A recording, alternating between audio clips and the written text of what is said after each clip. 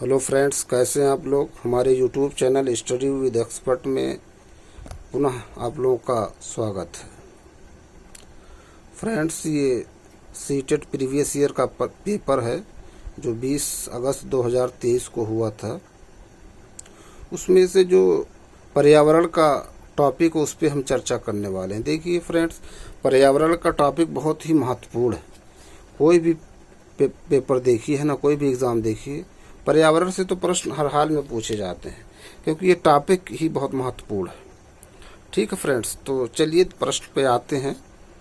ज़्यादा से ज़्यादा देखिए, एग्ज़ाम से अगर एक महीने पहले टाइम बचा हुआ है तो ज़्यादा से ज़्यादा प्रैक्टिस करना चाहिए, प्रीवियस ईयर पेपर सॉल्व करना चाहिए, है ना। ताकि प्रश्न जब आप प्रीवियस ईयर का सॉल्व करेंगे, है ना, क्वेश्चन को पढ़ेंगे, फिर वो क्या होगा, रिकॉलिंग होगा माइंड में, है ना, रिकॉल होगा, क्लिक करेगा, अच्छा ये कहीं पढ़ा हुआ है, इस तरह से कीजिए, है ना। चलिए प्रश्न में आते कर हैं। बिहार राज्य के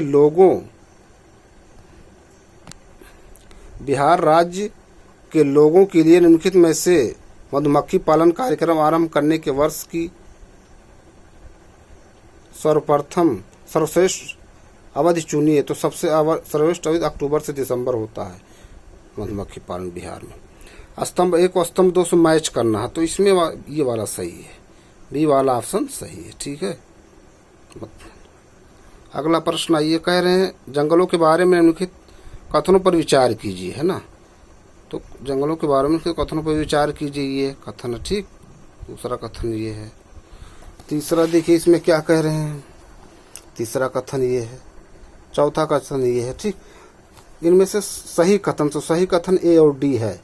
ठीक, मतलब डी वाला भी, मिजोरम में लगभग 3/4 लोग जंगलों से जुड़े हुए हैं। और ए वाला जो ऑप्शन था उसमें कुडुक भाषा में तुरांग का मतलब जंगल है। ठीक, ए और डी ऑप्शन सही। अगले प्रश्न पे आते हैं।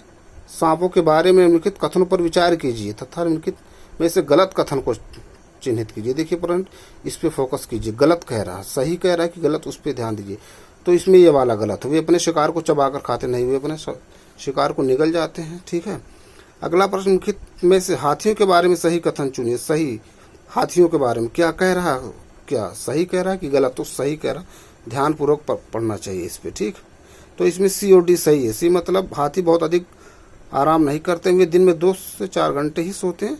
हाथी कीचड़ और पानी से खेलना पसंद करते हैं। यस। अगला है पौधों के निम्नलिखित मुख्य कार्यों पर विचार कीजिए, है ना। इसमें से मुख्य कार्य है पौधे के, क्या भोजन का उत्पादन और भंडारण करना, पौधों को शक्ति और सहारा देना, पौधे के अन्य भागों को जड़ों से जल और खनिज का स्थान करना। तो सी वाला सही हो जाएगा और बी वाला हो जाएगा, ये वाला सही है। ठीक है फ्रेंड्स।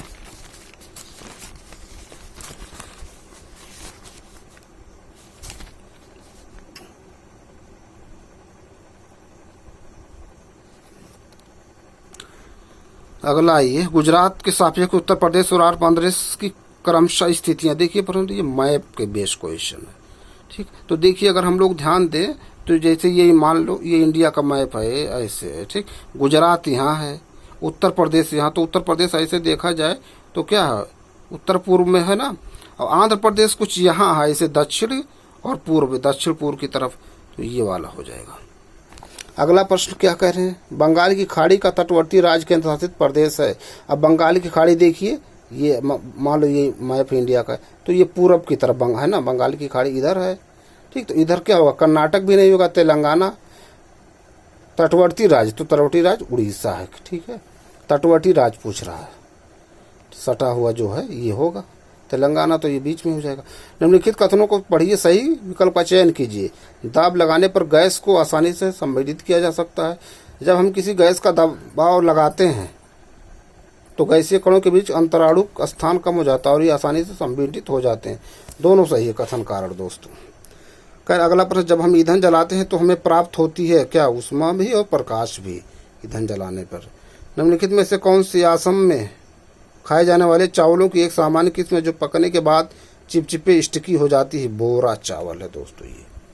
अगला प्रश्न, 24 ग्राम पर मिली घनत्व और 6 मिली आयतन वाली वस्तु का द्रव्यमान क्या होगा। तो हमको मालूम है कि घनत्व बराबर होता है, फार्मूला घनत्व बराबर द्रव्यमान बटे आयतन। क्या पूछ रहा है, द्रव्यमान पूछ रहा है, तो इसको घनत्व इंटू आयतन से मल्टीप्लाई कर दीजिए घनत्व, और इसको इससे मल्टीप्लाई 24 छक्का 144, ये हो जाएगा। अगला प्रश्न, कांसा ब्रांज एक विश्व धातु जिससे निम्नलिखित में से किन्हें पिघलाकर बनाया जाता है। ये मैं अपने वीडियो में अपने जो है ना पोस्ट करता हूँ उसमें भी बहुत बार कई बार इस पर मैं चर्चा की हूँ। तो टिन होता, कापर होता।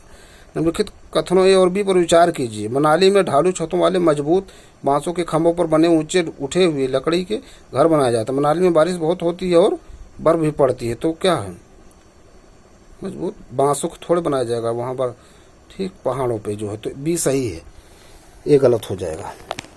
अगला देखिए, कह रहे हैं एक शिक्षिका ईवीएस शिक्षण के लिए अपने विद्यार्थियों के साथ तुल्यकालिक सिंक्रोनस संप्रेषण का चयन करना चाहती है, वह निम्नलिखित में से किसे चुनेगी, है ना, ईवीएस के लिए। तो वीडियो कॉन्फ्रेंसिंग, ऑनलाइन चैट, सत्र, फोन कॉल, ये होगा।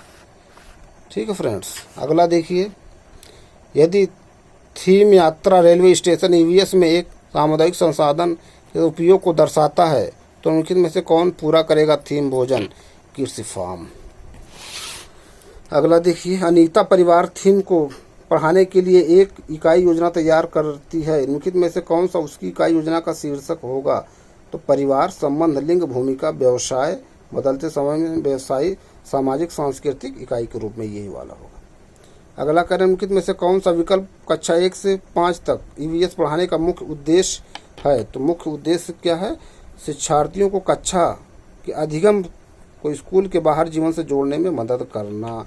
इसीलिए है ना, पेड़ पौधों के बारे में बताया जाएगा, तो फिर वो जो जाएगा अपने, है ना, चारों तरफ अपने सोसाइटी, समाज, है ना, जहाँ रहता है उसके चारों तरफ उसको देखेगा, फिर उससे क्या करेगा, लिंक करेगा, है ना। अगला, निम्नलिखित कथनों में को पढ़िए तथा सही विकल्प का चयन कीजिए। प्राथमिक स्तर पर ईवीएस में विषयों के बजाय थीम है, विषयों की तुलना में थीम आधारित ईवीएस सीखना शिक्षकों और विद्यार्थियों के लिए आसान है। तो इसमें क्या है, दोनों होना चाहिए इसमें। ठीक, देखिए कथन ए और आर दोनों सही, कथन कारण, लेकिन आर ए की सही व्याख्या नहीं। अगला, रामा प्रत्येक शाम को अपने दोस्तों के साथ क्रिकेट खेलता है, वह क्रिकेट खेलने में कौन सी ऊर्जा का उपयोग करता है, मांसपेशियों की ऊर्जा। ठीक है। श्रीमती शीतल ईवीएस की विभिन्न अवधारणाओं को समझाने के लिए प्राथमिक कक्षाओं में कहानियों और कविताओं का उपयोग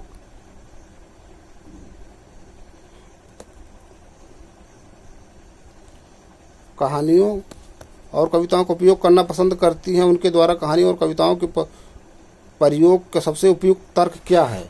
तो सबसे उपयुक्त तर्क क्या है, विद्यार्थियों को भाषा और संस्कृति में विविधता के बारे में जागरूक बनाना। और कौन सा है इसमें, विद्यार्थियों को अपनी कविताओं और कहानियों को लिखने के लिए प्रोत्साहित करना, ये भी होना चाहिए। पाठों को अधिक संवादात्मक, सुखद और दिलचस्प बनाना, तो ये भी सही है। नहीं, पूरा करना पाठ्यक्रम को मेन उद्देश्य नहीं है, बी सी डी सही है।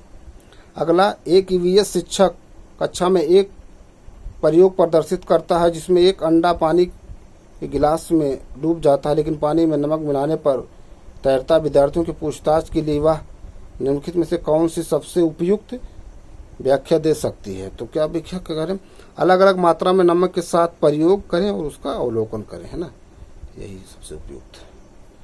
अगला, कथन कारण कह रहे हैं, ईवीएस के सीखने को अवलोकन, पहचान, वर्गीकरण आदि से संबंधित प्रक्रिया कौशल के लिए उन्मुख होने की आवश्यकता है। विभिन्न प्रक्रिया कौशल प्राप्त करने के माध्यम से ईवीएस के सीखने के परिणामों को हासिल करने की संभावना होती है। ये यार दोनों सही कथन कारण व्याख्या भी है। अगला प्रश्न, निम्नलिखित कथनों को पढ़िए तथा विषय विकल्प का चयन कीजिए, है ना, कथन कारण इसमें भी है। कह रहे हैं ईवीएस के क्षेत्र में भ्रमण प्रभावी शिक्षण शास्त्रीय रणनीति, क्षेत्र भ्रमण वस्तुओं, घटनाओं और स्थानों के अर्थ को बढ़ावा देती। बिल्कुल सही बात है ना, जो है क्षेत्र भ्रमण वस्तुओं को, घटनाओं और स्थानों को, याददाश्त को बढ़ावा नहीं देती, ये वाला सही है। ये ईवीएस शिक्षण के दौरान एक शिक्षक का बयान प्रश्न जो विद्यार्थियों को स्वयं या अपने साथियों की प्रतिक्रियाओं से उत्तर को उचित करने के लिए प्रोत्साहित करता है। क्या खोजपूर्ण प्रश्न, ठीक है। अगला, एक ईवीएस शिक्षक को योगात्मक मूल्यांकन के ये प्रश्न तैयार करते समय पर जोर देना चाहिए। प्रश्न पत्र की सामग्री, कवरेज और उद्देश्य। अगला प्रश्न देखिए, इसमें क्या करें। कक्षा 3 के विद्यार्थियों के लिए ईवीएस में निम्नलिखित में से कौन सा सीखने का परिणाम अधिगम प्रतिफल नहीं है। देखे गए, अनुभव किए गए मुद्दों पर आवाज़ उठाना और समाज की प्रथाओं से संबंधित करना, जैसे संसाधनों के स्वामित्व में भेदभाव नहीं, तो ये नहीं होना चाहिए। अच्छे और बुरे स्तर पर अपनी राय व्यक्त करना, ये तो होना चाहिए। कुछ स्थानीय इंडोर आउटडोर खेलों में नियमों का अवलोकन करना, कक्षा की दिशाओं की पहचान करना है, ये वाला नहीं होना चाहिए। ईवीएस के लिए रचनात्मक आकलन है तो अधिगम के रूप में आकलन। ईवीएस के लिए रचनात्मक आकलन के अधिगम के रूप में आकलन। और फिर उसके बाद क्या है, सीखने के लिए आकलन। सीखने के लिए आकलन है और अधिगम के रूप में आकलन, दोनों है। अगला प्रश्न देखिए, आपको कक्षा 3 से 5 तक के अपने विद्यार्थियों के लिए ईवीएस पाठ्य पुस्तकों का चयन करना है। इस उद्देश्य के लिए निम्नलिखित में से कौन सा मानदंड सबसे उपयुक्त होगा। सबसे उपयुक्त क्या, पाठ्य पुस्तक बाल उन्मुख होनी चाहिए तथा लिंग, जात, वर्ग और धर्म के आधार पर किसी भी रूढ़िवादिता या अपमानजनक व्यवहार से रहित होने चाहिए। ये वाला सही है, ठीक है। अगला देखिए क्या, लास्ट, आप ईवीएस के विद्यार्थियों के लिए व्यावहारिक गतिविधियों को प्रोत्साहित करना चाहते हैं। निम्नलिखित में से कौन सी क्रिया उपयुक्त है। तो उपलब्ध सामग्री के से ईवीएस किट विकसित करना, यही इसका उद्देश्य। तो फ्रेंड्स, ये कुछ इम्पोर्टेंट प्रश्न थे जो प्रीवियस ईयर सीटेड 20 अगस्त 2023 को हुआ था, उसमें से जो ईवीएस के महत्वपूर्ण प्रश्न थे उस पर हमने चर्चा किया। अगले वीडियो में फिर मिलते हैं दोस्तों, कुछ नए प्रश्नों, नए टॉपिक के साथ। आप लोग ज़्यादा से ज़्यादा हमारे यूट्यूब चैनल को लाइक कीजिए, शेयर कीजिए, सब्सक्राइब कीजिए। Thank you friends.